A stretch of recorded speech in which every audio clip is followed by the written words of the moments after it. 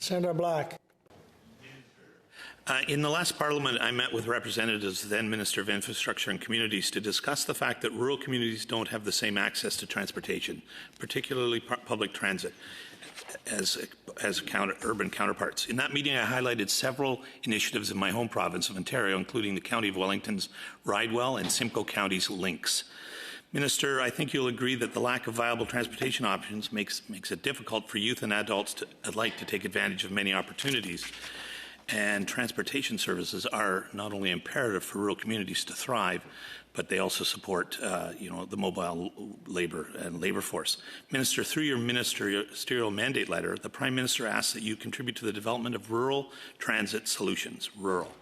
With that in mind, could you please advise what this government has done and will do to ensure that Canadians living in rural communities have access to reliable and affordable transportation options? Senator Black, thank you for that, because this is a passion for me. As you know by now, my riding is bigger than Switzerland.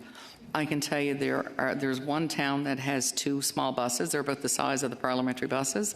And I have 3 communities that have a taxi service. There's no Uber in Newfoundland and Labrador. There are a couple of, I'd call them mom and pop van services that will run from a small rural community to a bigger community.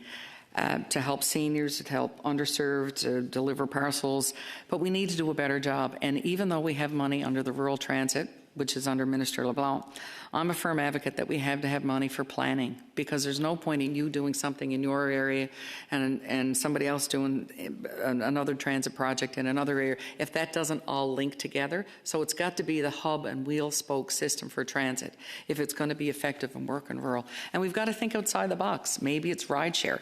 Maybe it's working with communities that have a coach service or a bus service now and say, okay, can we supplement you putting on a bus to take seniors or those underserved to the grocery store that's an hour away once a week. I think too in rural Canada we have to understand that transit is, public transit is different. If you grew up in Europe, you built your life around the bus or the train schedule. As we get into the conversation of rural transit, we have to know that we have to build our lives around that transit and that there's nothing wrong with using it.